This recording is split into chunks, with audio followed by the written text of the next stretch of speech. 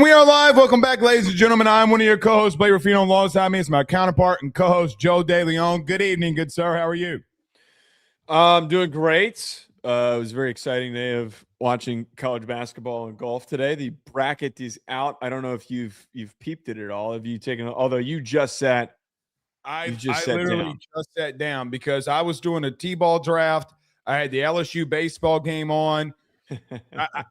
I went and watched the Savannah Bananas last night. I am out of the basketball realm right now. I have no idea what's going on. Did you win the draft? Did you win the draft at least? It's way too early to tell.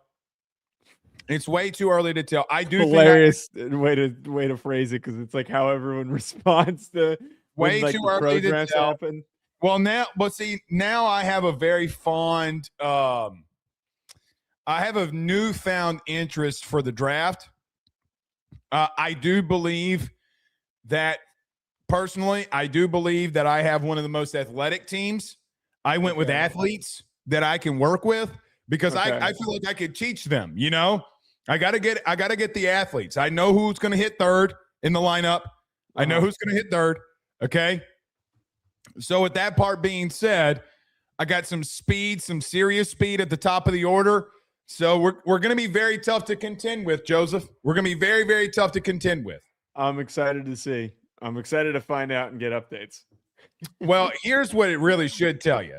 Is probably for the next 2.5 months, my voice is going to be hoarse on this show. And I'm going to be screaming and I'm going to lose my voice. But look, it is about, nevertheless, teaching, molding, and I mean this.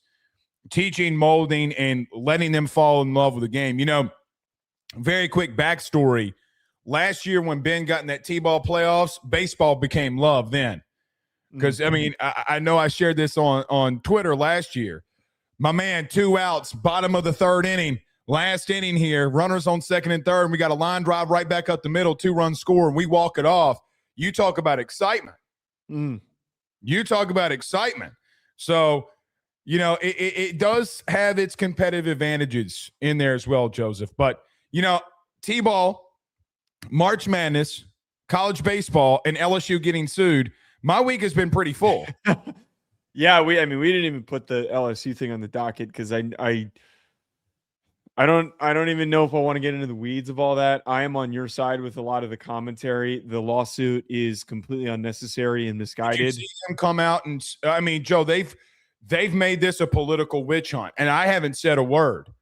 They've made this completely a political witch hunt because there is an elected official that whose a child is on a roster for LSU athletics, in which they are asking, did that player get TV revenue? And how much did that player get TV revenue? This is a political witch hunt.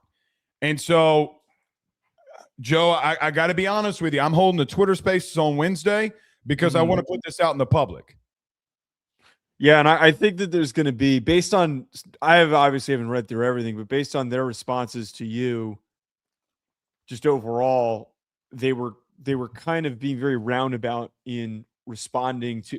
I just don't think that they're not wrong for their premise of wanting that information to be out there, but it's also not the public's money that's being spent. That is what I think is really troubling to me. And if that information is public and eventually is revealed, it does cause problems for LSU football. It does. It causes knowing what everyone's making and everything for a bunch of 22-year-olds will cause problems. It will also give an uncompetitive or a competitive advantage to other schools that are recruiting against LSU to say, I know how much they're paying guys at your position. We can pay more than that. It just creates a very unlevel playing field against everybody else they're going to be facing. Well, in case you missed it, LSU's being sued. The 3 journalists are suing for a public records request to find out what each individual athlete is making, just in case you missed it. I've had one of the people in the suit on this to come on. She gave nothing. And I like Piper. I'm glad she came on. She gave me nothing. But people that work for her institution came out and talked about a political witch hunt that they're after, which that's a whole different sidebar. And Joe, you talk about getting into the weeds. that I don't want to get into, but they 1000% did. I would say this. It is what they're trying to say is it's public money because the money's technically going to a state institution, right? And since the money's going to a state institution, it makes it public money because the state runs the university. So with that part being said, I understand they're fighting over the semantics of this. The $72 million that the SEC is giving each individual school is not coming from taxpayers. Here's the thing that gets me. I know we didn't have this on the docket, but here's the thing that gets me the most. Joe, we had an audit that was given from LSU Athletics to the NCAA. They spent $20.5 million in their TV rev share to their student athletes. What do you need to know? Why do you need to know individuals? Now, this girl named Julie O'Donoghue came out and said, well, there's an elected official whose daughter is on an athletics team. We want to know how much she's making. Okay, well, you're opening up the can of worms trying to make this political because, of course, when Lane Kiffin got here, the governor definitely made it political, and you knew the other side of this would make it political right after that. So it's a political witch hunt, to say the very least. The other part with this, too, that pisses me off, and this kind of ties to a lot of my general problems with how people have been moving lately, just with the sport in general, with a lot of major issues. You're treating LSU athletes are not employees. No. College athletes are not employees. And it is, quite honestly, a violation of their privacy to be requesting that their information is out there when it's not required to be. You're making it seem like that they are employees and that it should be a requirement to know what a state institution is paying its employees. They're not employees. They're athletes who are getting a revenue share portion of the pie, and they're also making NIL money. It is really effed up and unfair, and also, quite frankly, telling those that are involved with this that they don't understand the system, they don't understand the infrastructure and how this whole thing works, that they think it basically is a salary. It's not. You just can't operate this way. You can't be doing it to these athletes and to put them in the spotlight like this. It's really, really frustrating following this whole saga, because it's almost like there's a complete disconnect from both sides, that they just don't get that how it works. It's that was my whole tense of like reading into all of this. Right. I mean, it is. I don't even know anymore. I don't even understand. I had Piper Hutchinson on and I asked her, like, what are you trying to get out of it? And she kept saying, well, we want to make sure that, we want to get to the scrutiny of what's being paid. And she tried to make it a non-negative in reference to saying that she wants to be able to go through the scrutiny of it. And I called her out on it. And she goes, well, that's a good journalistic term. And I'm like, well, you're not being a journalist. You're already going in there and saying that you want to find scrutiny. If I come at you and say you're going to add something to scrutinize it, then that comes off as a negative contone. Now, LSU, for what it's worth, Joe came at them and said this gives us a competitive disadvantage, because it does give them a competitive disadvantage. And, well, they don't care. And here's the bad thing, too. You have a media outlet that covers athletics that's suing, too. That's dumb. And I've told them as much. And they'll be on with me Wednesday on Twitter Spaces. It is idiotic. The team that you're cover, like, why would you do that? And so I find it very ironic that these three entities, Chris Nakamoto, who's a part of it too, he's an investigative journalist. He turns over all kinds of stuff. I ain't getting involved with him because, he'll go after anything. But these other two entities, man, it is bonkers to say the least. Yeah. And Joe, I read this. I pulled this very last thing for anybody else who has to go through this. Very last thing. Did you read in the House settlement case that Judge Claudia Wilkins stated, and I quote, I went back and pulled this up, the discretion is given to each and every university to where they pay and who they pay. Now, I'm going to say this. There have been cases federally where state laws have not been put in place. Brown versus the Educational Board. So all these different things. Those weren't laws. Those were mandates. Let me tell you what I think is going to happen in the state of Louisiana. A local judge is going to have to fight the federal part of this for them. If they get denied a public records request, Joe, it could stamp that these players and athletes aren't employees that can make trickles around the nation if not granted the public records request. So it has a multitude of ways to really shape this nationally. Well, and I think that the inverse of that too is that if this does go through and their information ends up coming out, I think that then creates like a serious major shockwave across the landscape of, okay, now we're treating athletes like employees to the furthest degree. Now it's public how much money these guys are making. What is stopping us from them making? Like, I think that would completely F up the SCORE Act. Like, it probably would. We would have to remove the notion that athletes will never be considered employees. I think that would crack so much into the foundation, and it would probably slow down this entire. That's a really interesting point. I think it's a really good point that like the aftermath of whatever happens with this could seriously mess up some of the progress that's been made, some of the change towards settling down college football, college athletics. Good on you for going after him, because I think that it has nothing to really do with fandom. It has everything to do with a misguided action and targeting student athletes for something that they don't need to be targeted for. Well, they've come out and made it political. They want an elected official's child to be under scrutiny. Good luck with that, because it's under their discretion. What if they're paying the girl $200,000? What is it to you? They're going to go after this player if they're granted it. Yeah. And I find that to be completely and utterly shameless. To be completely go after the elected official. Don't go after the daughter. Right. Don't do that. So regardless, it is what it is here. Nevertheless, we're live. Everyone do us a favor by hitting the like and share to all those groups if you're on Facebook and to all those social media pages. You're watching us, listening to us on YouTube. Like, subscribe, notification bell wherever you listen to podcasts. Rate, review, and subscribe. Every Ruffino Joe show is brought to you by our good friends over at FanDuel. Download the FD Sportsbook app today.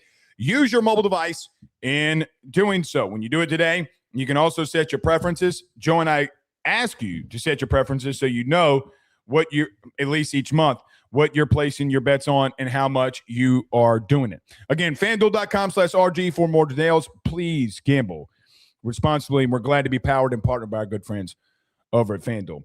Joe, we got a lot of things that we got to get into. Sankey and the breakaway, the NCAA and tampering, going back after the Big Ten.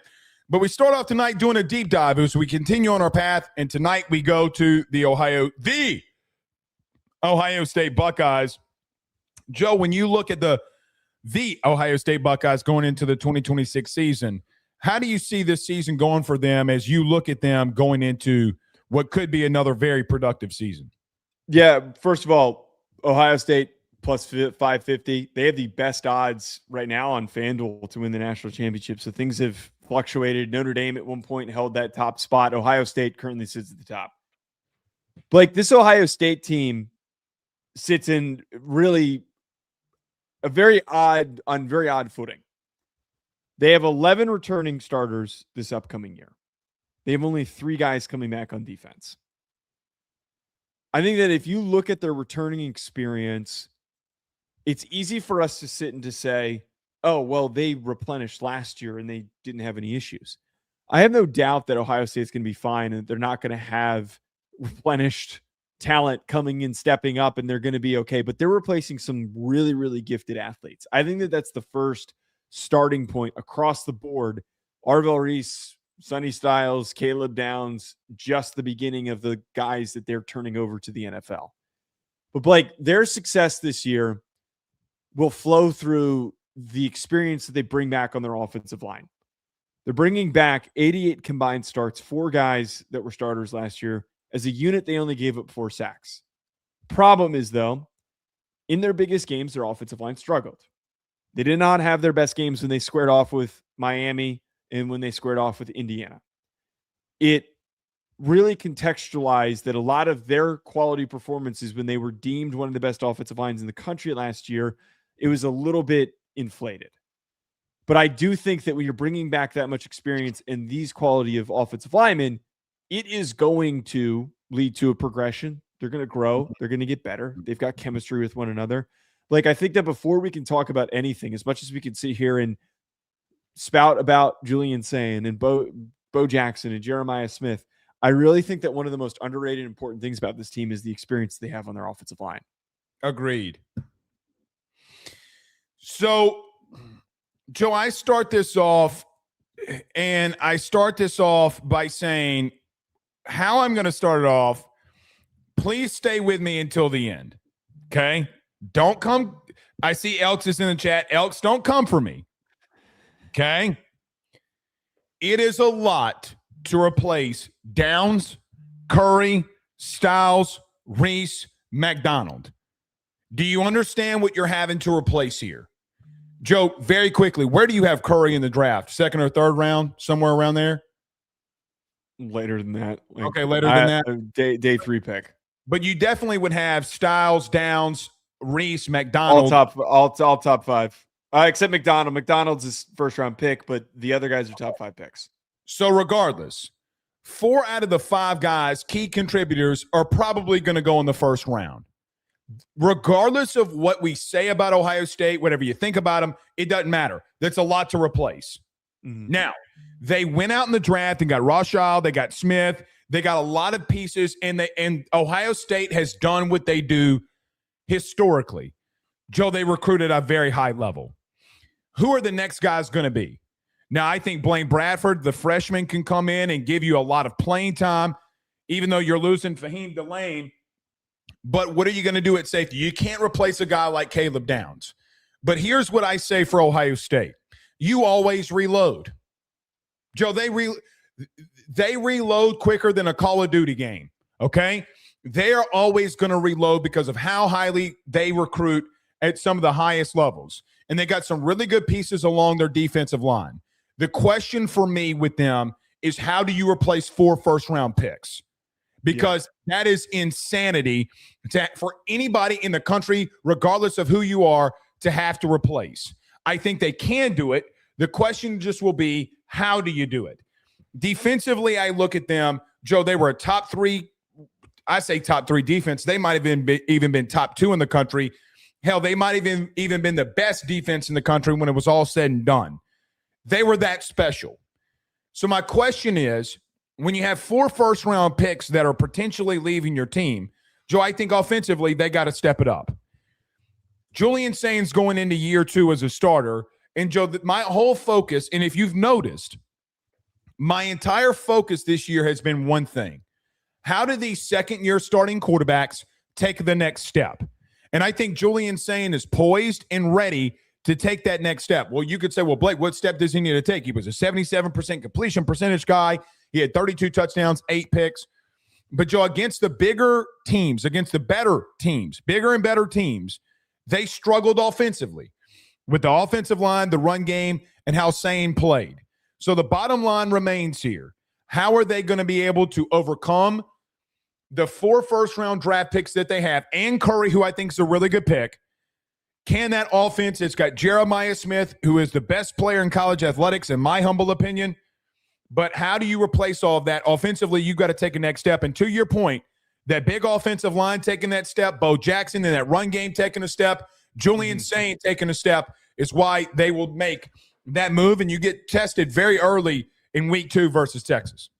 Yeah, I think that the defensive replenishment is like a real talking point here. But at the same time, I do, having been so quickly proven wrong last year, I do have a lot of faith that will be very quickly proven wrong once again. I think that James Smith is a kid who they brought in that's got a lot of talent and could really step up on their defensive line. I'm a big Kenyatta Jackson fan as a prospect. I think that he is somebody who could likely go on to become the next first rounder that they have, and he'll just be that next guy that we're talking about. Linebacker is the one position group where I don't really have a good sense on, but they did a good job going and getting Terry Moore and Earl Little Jr., who were both unheralded guys on their defenses this past year.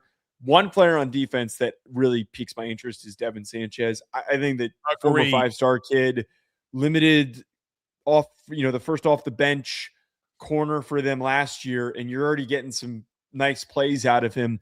I feel like we could be talking about him being transformative, especially considering, not to crap on their corner group, but like, I wasn't the biggest fan of Davison Igmanosin. I thought he was fine. I thought Igmanosin was okay. I think that Devin Sanchez takes you to a completely different level, and I think that he's better. Special. Well, yes. He is special, right? I mean, just be absolutely. Real. But see, that's to my point, though, Joe, in reference to reloading. That's literally my point. Okay, maybe it's not at safety, but now it's at corner. And I think Devin Sanchez can play the nickel if you need him to. Like, I think he's that well-rounded if you absolutely need him to do that. So I'm sorry to interrupt you, but when we talk about reloading, though, what you basically just explained is a reload. It's not a rebuild. Right. Right. And there's plenty of other guys that fuel the reload, like Zion Grady, who's stepping in and could end up being a really good player, who's a freshman last year and contributed a little bit. And then Bo Atkinson, who they brought in last spring from North Carolina, is going to help their pass rush.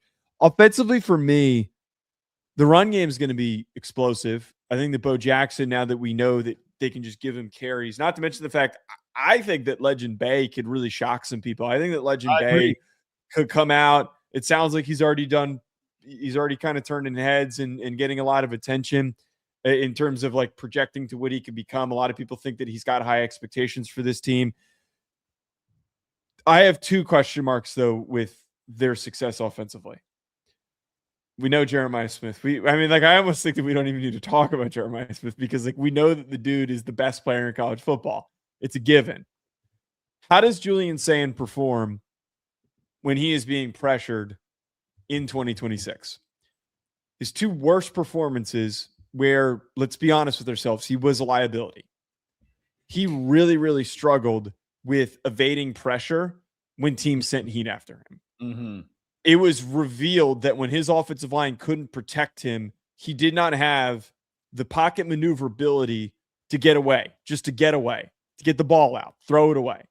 He took a lot of really bad sacks that to a degree would have been avoidable with a more athletic quarterback back there. I'm not insinuating that Julian Sayin is, he's overrated, but that is the growth that needs to happen. Those are the types of things that a redshirt freshman does, is not knowing how to handle that, especially when the whole season he wasn't pressured and he didn't take any heat, that it finally hit him and he wasn't prepared for that moment.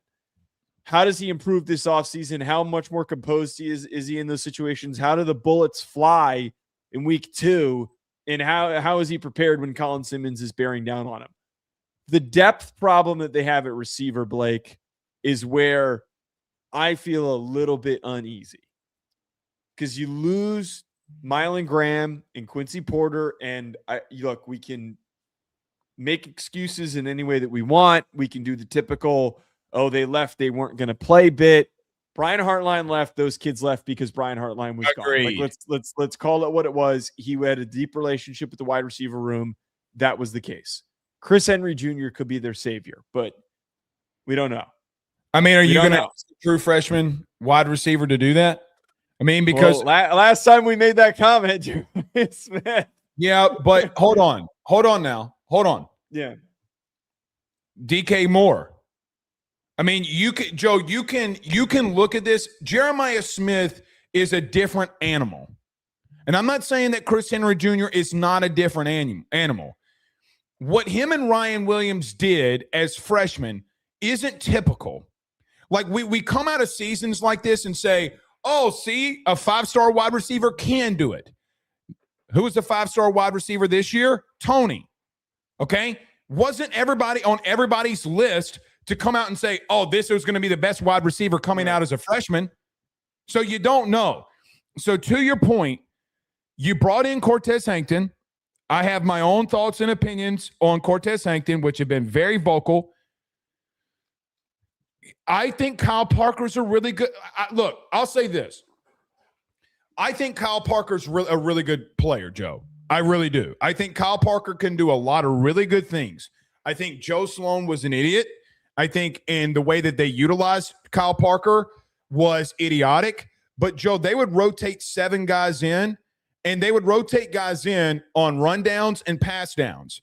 And teams like would come out and tell Brian Kelly, just so we're understood, I went to a Brian Kelly press conference and forced his hand on this Cortez Hankton thing. It's something that I want to see if Cortez Hankton, quite frankly, has learned from.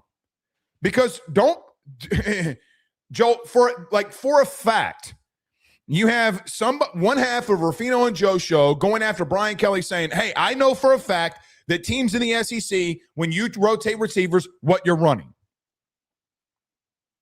They even knew it with Malik Neighbors and Brian Thomas. What in the good wide world is Brian Thomas coming off the field for? Somebody please tell me. Please, for the love of God. So I say all that just to say, Joe, that the wide receiver room, I think Cortez can do a lot of really good things. From a developmental standpoint, he does a really good job. The bottom line question will be is who's going to be that other guy outside of Jeremiah Smith that can take pressure off of him and Sayin? Is it the tight end room? But the bottom line fact, it's not the wide receiver room that I'm looking at, because I do have my questions there too. You know how you take the pressure off of him? Instead of it being 4th and 1 and you got to run a quarterback sneak with a guy who, quite frankly, isn't ready to do that, can you hand the ball off? Because last year you had struggles running the football. And that's just a bottom line truth when games were on the line. I agree with you on Sayin, but I think he will progress. But when teams sent pressure after him, Joe, he had deer in the headlight look. I give him grace for a lot of that, but you want to help him out. I know a great way of how to help him out. Bo Jackson right, Bo Jackson left, Bo Jackson toss, Bo Jackson sweep. I feel like I'm in an Auburn 1980s movie. Bo Jackson left, Bo Jackson right. Feed him. Well, they got the coach. They have the damn coach who's going to do that. Exactly. Seriously, they're going to run the ball, and they're going to be multiple at tight end. They're probably going to be running multiple tight end sets. So this is the biggest reason why I think I'm optimistic and I'm excited for what Ohio State can do, despite having one of the hardest schedules in the country this upcoming year, which we're going to get to in a second. For the issues that they had last year offensively, I still really firmly believe that Arthur Smith was the perfect hire for what they needed to transform their identity and to establish consistency. And I said this about Matt Patricia last year. I was one of the first people on Matt Patricia while everyone else was shitting on the hire and said that he was a cast-off bum. I was aggressive in saying cast-off bum. No, I didn't say that you did. Well, okay. Well, for example, Ryan Roberts, he knows that I love him. Me and him got into it all the time over Matt Patricia, multiple times over just casual conversation. But there were plenty of other media people who were doubting it. I think that Arthur Smith, seeing what Bo Jackson did last year, how little they relied on him in key moments, knowing that Arthur Smith is smart enough and the type of coach that loves to run the football and really, really loves to really lean on his ground game and build his offense through play action. The best thing for Julian Sayin is for him to get on the run. Best thing for Julian Sayin is for him to instead of just drop back and his pressure's bearing down on him, take it off his shoulders, run the football, build play action off of it. That's how he gets successful, and that's how I think that they take this next step in this next progression. Speaking of that schedule, you want to get to it? Yes. Want me to read it off here? All right. So to dig into, as I say every single time, we got 3 buckets. Should be wins, tough matchups, toss-up games. Toss-up games, it can go either way. Tough matchups are games that are going to be hard, but they should win. Should be wins, Ball State, Kent State, Illinois, at Iowa, Maryland, Northwestern, at Nebraska. I'm not putting matchups. I'm not putting at Iowa like you're going to win. All right. I'll put that in the tough matchups. They're Ohio State that they should win. I know. I'd rather put. I had the same thought. I had the same thought earlier. Well, I'd rather you put Northwestern or Maryland in there and take Iowa out. Okay. Well, they're already in there. Tough matchups at Iowa, because per your request, at USC, and versus Michigan at the end of the year, but they get Michigan at home. Toss-up games, and this is where things get really tough for next year. At Texas, at Indiana, versus Oregon.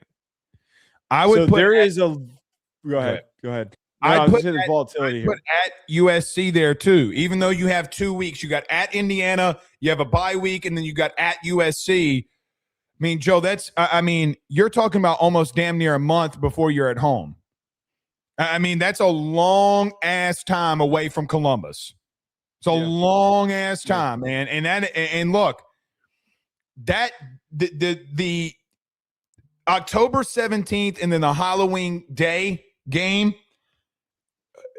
brother, that is a stretch where you got to – and then you have Indiana, USC, Oregon. That 3-game stretch is your season. It's your season right there because you can lose to Texas. I'm not going to say it doesn't matter, but, Joe, come on. I mean, it wouldn't really matter. You got to win this 3-game stretch of Indiana, USC, Oregon. That is difficult right there. That right there to me is why, when people come out with the toughest schedules in the country, why I can't move them past 2. Like, I think they have the toughest schedule in the country, but it's really the reason why I look at Ohio State and say, man, this is a gauntlet you got to go through. Right. And that's look at the list of matchups that I just mentioned here. We've already done previews for Oregon and Texas, and we've talked about USC. There's 2 national championship contenders that we've already previewed. And Indiana, arguably, even though they're depleted, are still a national championship contender. And you have to go on the road. Understandably, actually, no, I'm not gonna quote myself saying that. I'm not gonna do it. I'm not gonna make myself clippable. I was gonna criticize Indiana's home field, but I'm not gonna do that because I've made that mistake before. I'm not gonna do it. Well, besides the point, though, they are depleted. I got to be honest with you. At Indiana, that's a game that we kind of find out what Indiana really is because you are depleted. I make a point right here before we end this. Everybody try to convince me that, Indiana doesn't have the athletes that everybody else until Pons goes and runs a 4.3 and jumps a 45-inch vert or whatever in the hell it was. Bullshit, you didn't. BS, you didn't. So, again, they're replenishing too. That 3-game stretch is your season. And, Joe, it doesn't get easier because I don't think at Nebraska in November is easy. In that cold, in that environment, hell no. Winds blowing 35 miles an hour? No, it is not. And then you got the rivalry of all rivalry games against Michigan. It's a brutal stretch. Joe, I think they're a 10-2, 11-1 team. They're gonna fall to one in one of these games. I don't care what you tell me. I think that's the likely future here. But I don't see them crumbling to any degree. And here's the thing I would argue. I don't either. I think that this schedule is far more advantageous for them to win a national championship to the degree of the one criticism that we had for them during the year that ended up biting them. They weren't tested, and it felt like they started coasting, and the minute that they got punched in the mouth, they didn't effectively respond. Agreed. I think that early and often you're going to get punched in the mouth. And I think that how you respond early is going to establish your identity. If you come out of this schedule 10-2 and you go to the college football playoff, they would be one of my first picks to win it. I agree. But you got to get through these tough matchups, man. It is gonna be a hellish schedule. It really is. It's gonna be one hell of a one. And Ohio State, what are you gonna do? We'll see. Yep. All right, let's move on here, Joe.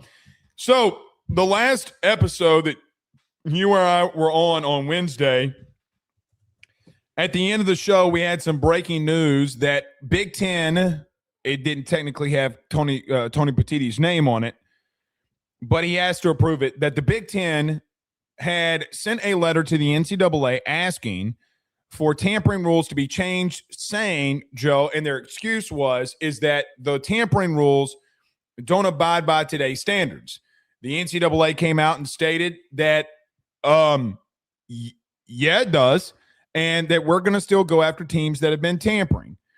Joe, just to put this in there before we get rolling on this, the truth of the matter is that there's still a bylaw for the NCAA that says a third party can't contact coaches on your behalf.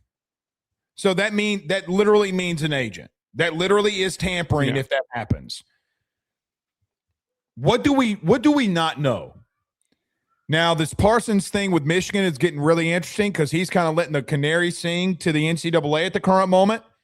So is it Michigan that the Big Ten's trying to protect here? I don't know. I'm speculating. With all of that being said, what are your thoughts on the NCAA coming out and stating that they're not going to get rid of the tampering rules? I still contend that this is necessary. I mean, like, this is for the NCAA to continue to pursue tampering. I know that there's a belief that there's a million other problems in the sport, that it feels like we're trying to just pinpoint one issue and resolve that issue. But tampering is one of the biggest recurring problems that happens across the board. As much as Tony Petitti was trying to argue that the tampering rules are outdated, the concept of tampering is still tampering.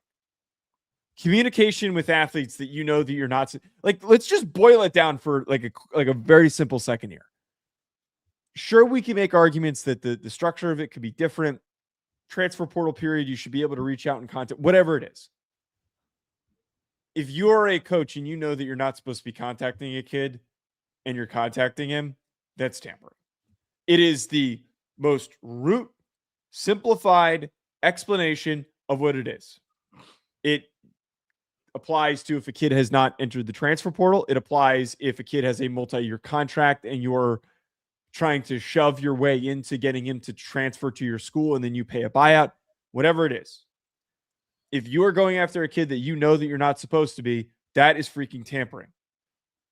It has caused not only problems with the sport, it's killed rosters. And I'm not even like worried about trying to protect the small schools.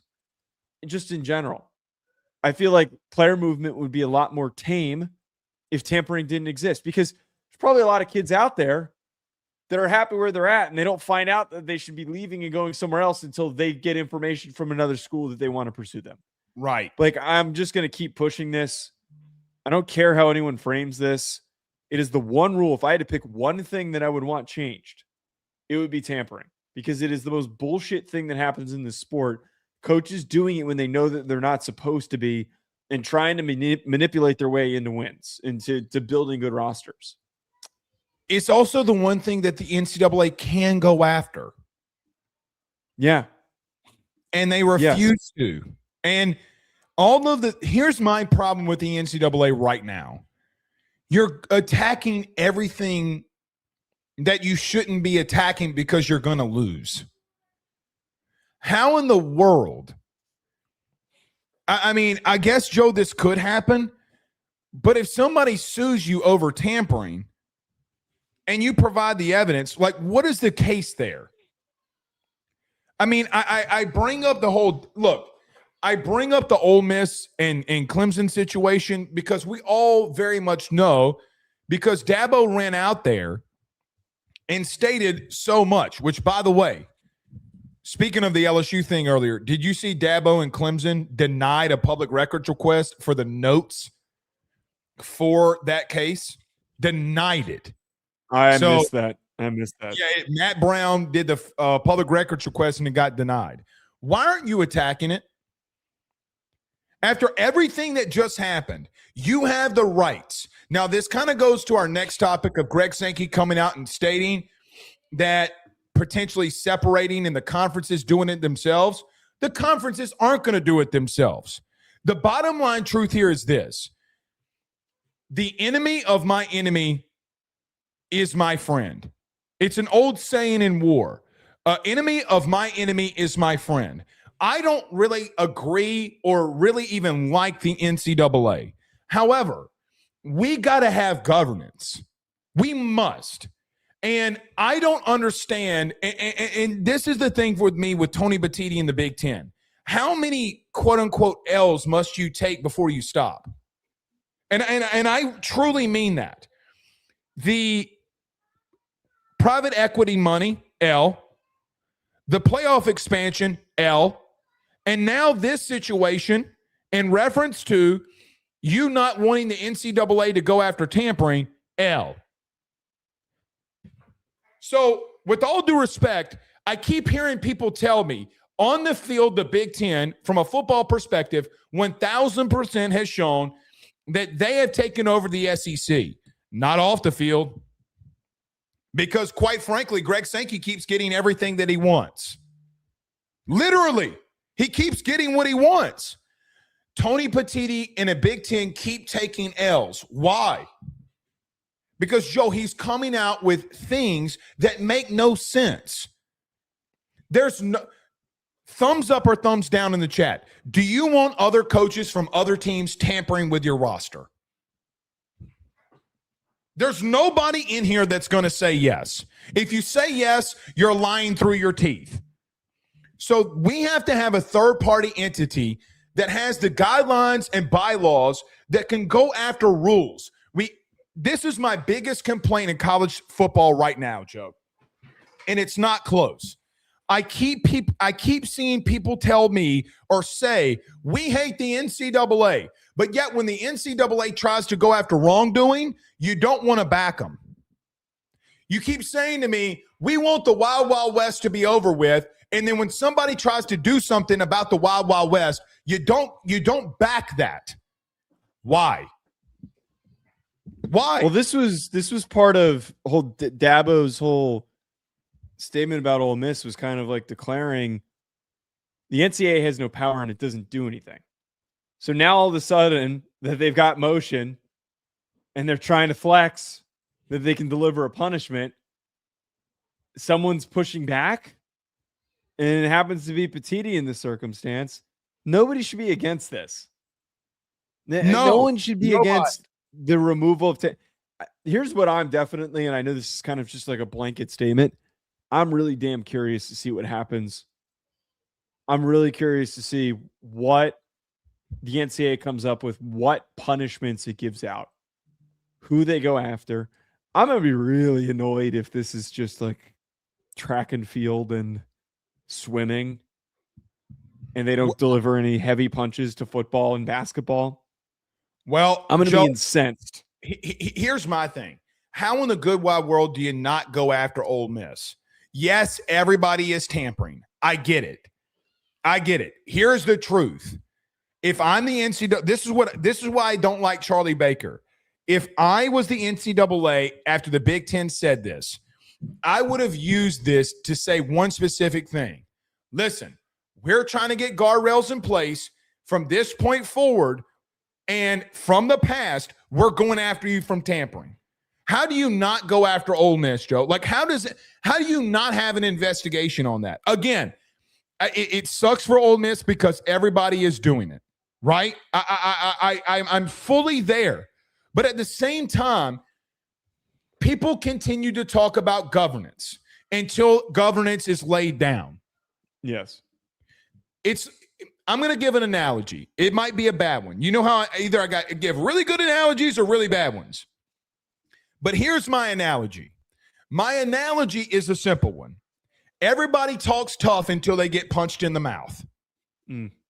Everybody stops messing with that person after you show that you'll punch them in the mouth too.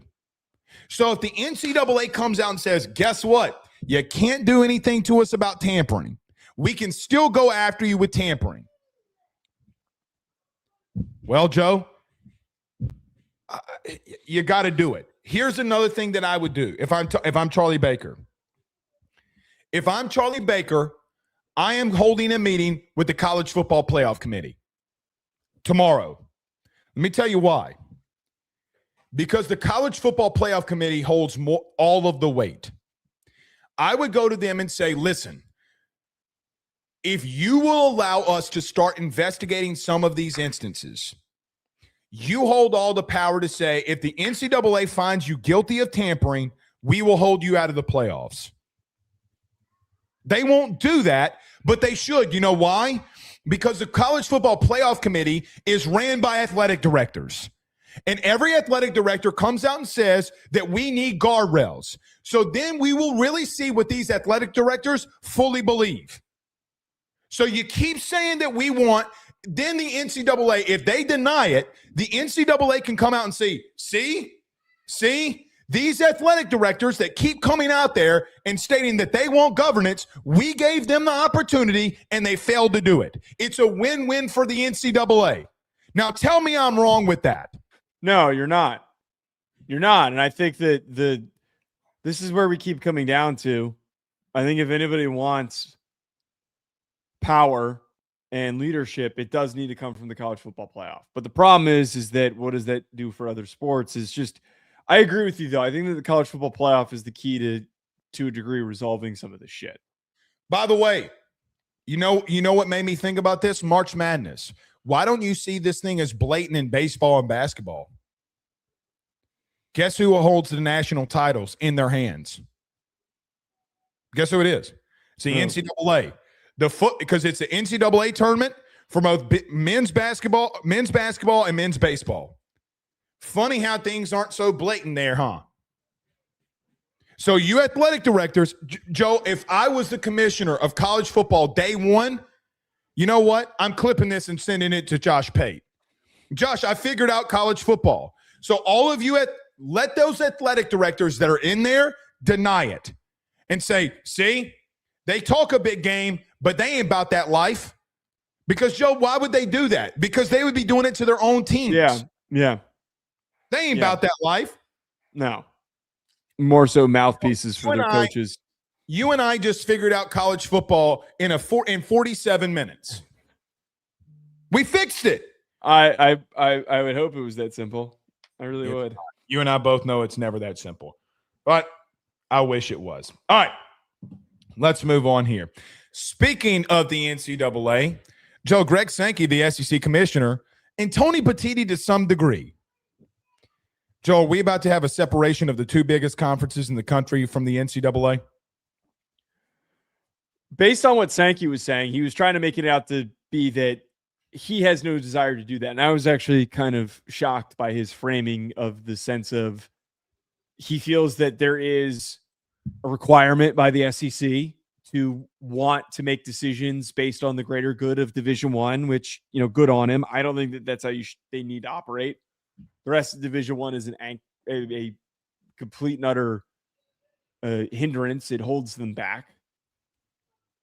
Blake, his comments, though, I pointed this out when the Broadcasting Act of 1961 was brought up, that this was going to start to bubble. And it was starting to bubble more and more. And he told Feinbaum, and he talked about this on Feinbaum and recognized that there's members of his conference that want to self-govern themselves. I also think that, Blake, I think that at the end of the day with this whole situation, we are progressively, slowly working closer and closer to that.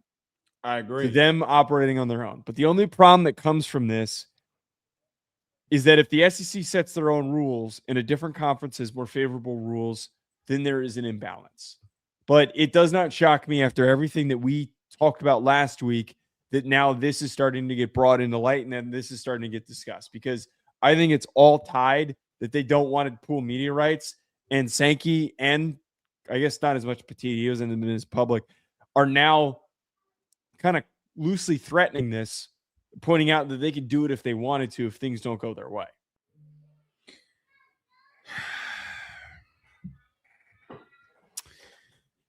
They certainly feel as if, I'm glad Sankey stated what he stated, because, again, we need a third party that is bipartisan, because he said that we would have to enforce our own rules if we broke away. You ain't enforcing your own rules. Joe, I made the joke earlier in reference to drafting a T-ball team. Do you really think that if I started tampering or doing whatever it is that I'm doing illegal NIL deals to a T-ball team that I'm going to tell anybody or I'm going to enforce myself? Do you really? I mean, I make that as a very lighthearted joke. Do you really believe that you're going to – you mean to tell me that the SEC or the Big Ten is going to go after Alabama, Texas, Ohio State, Oregon, Indiana, Michigan, Tennessee, Florida, Texas A&M? Then you're smoking crack cocaine. You are smoking crack cocaine if you think that those conferences would separate and then go after. Joe, here's another thing. Do you really think Tony Batiti would care if Ohio State started tampering with Alabama players? Why would he care? The inverse. Would Greg Sankey be mad if Texas started tampering with Oregon players? No, there's not going to be any enforcement. So again, goes back to the thing that you and I just discussed. Joe, I don't really think that they care about the breakaway from a financial money standpoint of the broadcasting because they know that they're about to make more money. Just a little sidebar. Joe, did you know that 2 years ago, the SEC and Big Ten collectively were around $50 million in TV revenue? Did you know that the SEC is making 72? Did you know that the Big Ten is making $73 million this year per school? Per school. So now I get that they could make more. I understand it. I get it. But how much more? They know, and Greg Sankey knows, that if you break away from the NCAA, quite honestly, all hell breaks loose. You know what else happens?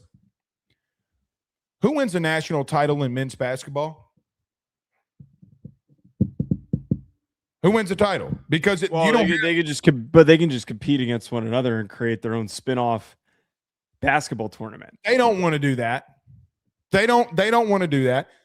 I mean, does the Big Ten and SEC going to come together and join together? Well, but now that's essentially what would come of this, is that they would compete against one another. But I mean, now there's an example of them getting shorted March Madness spots where they believe that Auburn and Oklahoma could have deserved landing on the bracket over Miami of Ohio.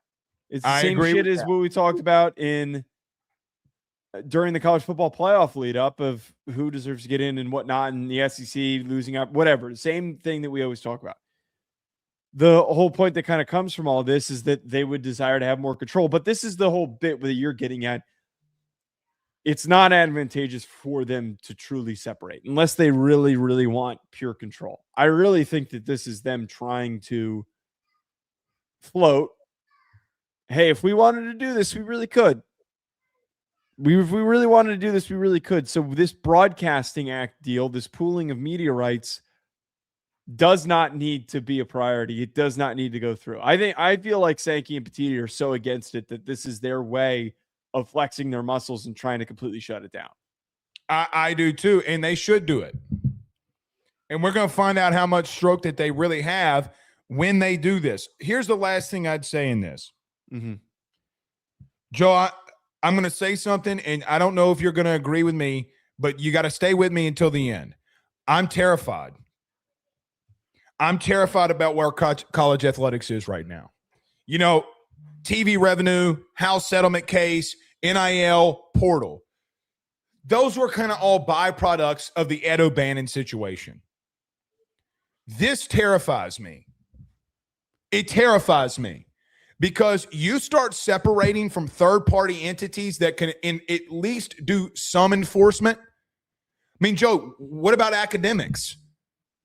The NCAA is still suspending kids for academics. Whether you want to believe that or not, there are still kids getting suspended for academic issues.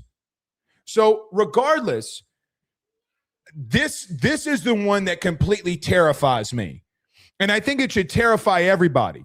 Because if your conferences are over their own governance, what in the Sam hell do you think that they're going to do? Please tell me. I mean, we keep getting to the wild, wild west and keep making it worse. Joe, I don't think the SCORE Act's going through. As much as I read, you had to have 12 Democratic senators to approve it. You have 3. You know who else stated? And look, again with Greg Sankey, it's like a series of Game of Thrones. You got to get piece by piece by piece by piece, right? You don't ever get one thing. You got to get it in pieces. Joe, he was the one telling President Trump at the round table, look, we got to go after the Senate, but we're not even remotely close, and I don't think we can get there. So, Joe, I don't want to sound outlandish here, This one terrifies the shit out of me. It really does, because if you wind up separating and you don't have governance, now all hell will get broken loose. Yeah, I'm with you on that. I really don't want. I don't want this to happen. And I feel like that this is all ultimately tied. The good thing, though, is that Sankey is being clear that he recognizes that it's not in everybody's best. It's not in the sport's best interest. It doesn't produce the best product.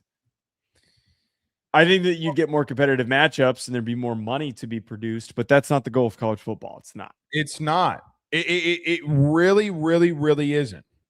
I mean, it really isn't. So it is what it is there. All right. We got any super chats? Yeah, we got a couple. Elks, who's been a member for 7 months, says LSU should just show how cool every kid makes $100K. 95% of money is from outside of the schools with collectives. LOL. Ohio State over 9.5, and Ohio State may turning. They can't do that. They can't. Yeah, they can't do that. Yeah. They've already turned in an audit, and it's a state school. They can't do that. So, Joe, this is the one thing they can't do. They can't show NIL or collective money. But what's going to happen?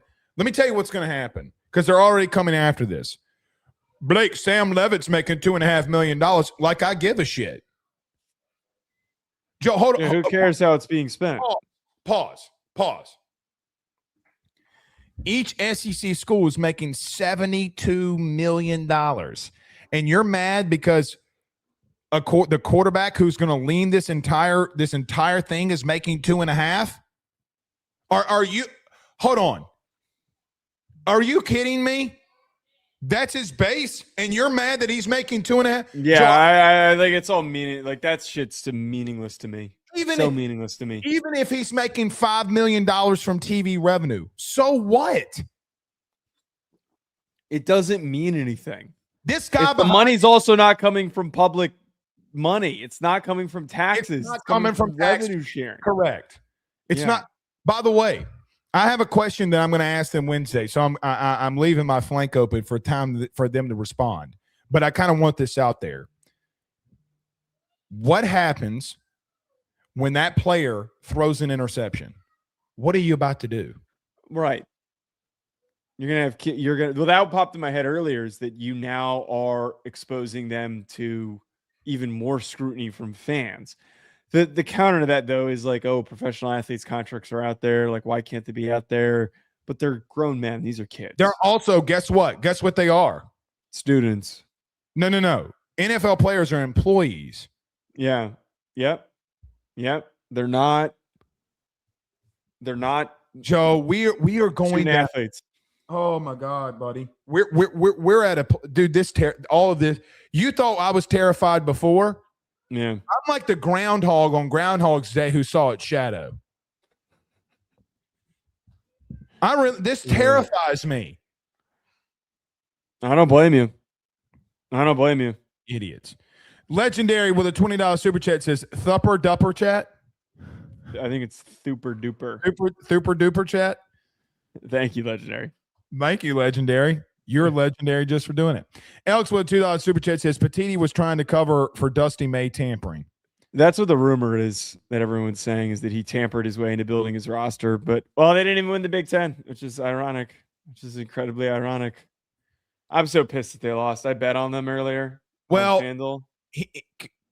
can I say this? What was Parsons saying to the NCAA? Partridge. It's a good point. I'm very curious to find out what he revealed. By the way, did you see that he retweeted it? That like he had been talking to the NCAA. He retweeted it. He must be pissed. Well, he should be pissed. Michigan screwed him over. Yeah. Partridge in a pear tree. Alex with a $2 super chat says, as bad as Petiti is, Petiti over Kevin Warren. Well, yeah, but like, is that really such a high standard? That Kevin Warren was awful. A sloth could have done better than Kevin Warren. Yeah. Kevin Warren didn't do shit, and Petiti's doing too much. He's doing way too much. He's getting in his Joe, name something that Petiti has put forward and won on. Well, we talked about this last time. Everything that he's presented has been they've all been bad ideas. Do you think that this is a bad take? I don't think Tony Petitti understands college athletics. I don't think that he doesn't understand it. I think that he is